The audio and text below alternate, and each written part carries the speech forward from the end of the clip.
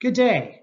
My name is Kiron Bondale, and today I'd like to present one of the more challenging topics when learning how to use Microsoft Project, namely the formula that connects work, duration, and peak units.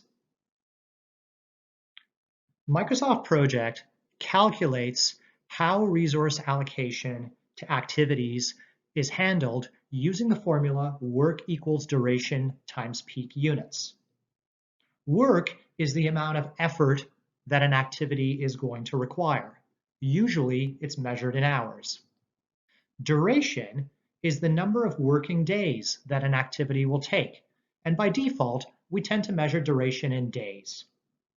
And finally, peak units is a calculated value that reflects the assignment of resources to an activity. Let's take an example and work it through.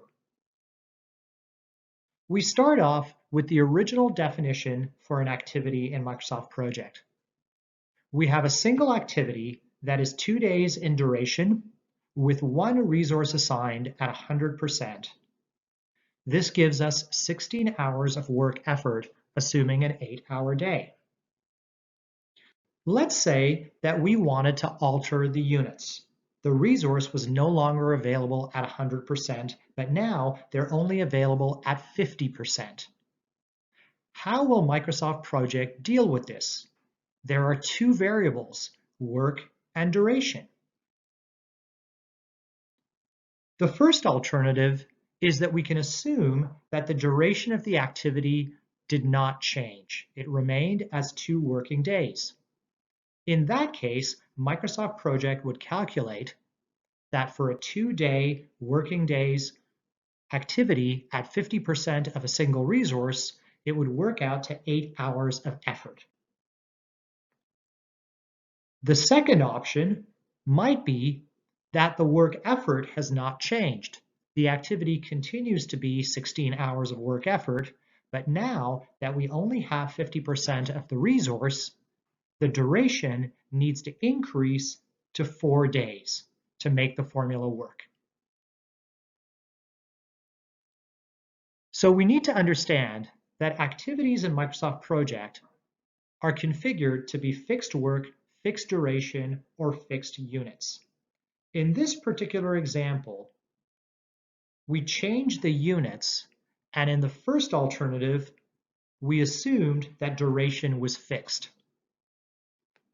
In the second alternative, we assumed that the work was fixed. So in Microsoft Project, when you change any of these 3 variables for an activity that has resources assigned, we need to understand which of the remaining 2 variables we would like to keep fixed, which then allows Microsoft Project to calculate the third. Let's look at another example. We'll start with the same basic example of a 2-day task with one resource assigned equaling 16 hours of work effort. In this case, we're going to modify the duration. We're going to allow 2 extra days of working time for this activity. So again, we're left with 2 variables, the units and the work effort. In the first alternative, let's assume that the work effort remains fixed at 16 hours. In that case, Microsoft Project calculates, to make the formula work, that we would have 50% of a resource in place of the original 100%. In the second alternative, we assume that the resource allocation remains fixed at 100%, which now means that 4 days of 100% of one resource will be 32 hours of effort. So in our first alternative, when we altered the duration, we chose to keep the units fixed. In the second alternative, when we altered the duration, we chose to keep the work fixed. So to summarize, there are 3 variables that Microsoft Project utilizes: work, duration, and units, and only one can be fixed for a given task at a time.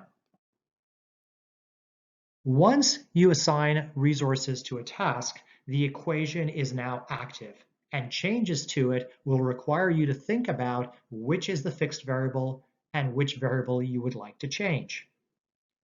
So if you need to change one of those variables before you change the variable, modify the task information and fix the value that is to remain the same. You can do that by using the task information dialog in the Advanced tab. Second, we change the value that we want to change. And finally, we let Microsoft Project calculate the third variable. Let's look at an extension to this formula. What happens if we change the number of people that are assigned to the activity? We now have three variables to think about: the work, the duration, and the percentage allocation.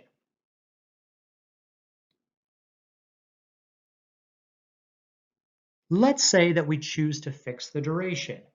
Let's assume the task remains as a 2-day duration activity, but we've now increased the number of people from 1 to 2. We still have two undetermined variables. This is where we need to consider what we would like to see change.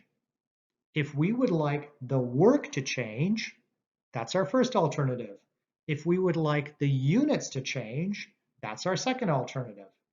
This is now controlled by an additional configuration setting, which is effort driven. In the first case, if we would like the work to change, the effort driven setting for that task should be set to no. In the second case, if we would like the units to change and we would like the work to remain fixed, the effort driven setting should be set to yes. Let's take a look at another example. In this case, again, we're changing the number of people. Let's say in this case, it's a fixed units activity. So we're left with two variables, work and duration. If the effort-driven setting is set to no, we assume that the work is going to be changing. The duration is fixed, the units remain fixed, the work has to change. In the second case, we fix the work. We assume it remains at 16 hours. The units are fixed, therefore the duration needs to decrease. So to summarize, when resources are added or removed from activities which already have at least one resource assigned, a fourth variable gets added. If the activity is configured as effort-driven, then adding or removing a resource will not alter the total work hours for the task. In effect, an effort-driven activity acts like a fixed work activity. If the task is not effort-driven, then adding or removing a resource is going to affect the total work hours for the task. Understanding these formulas and how it works will make you more effective at using Microsoft Project.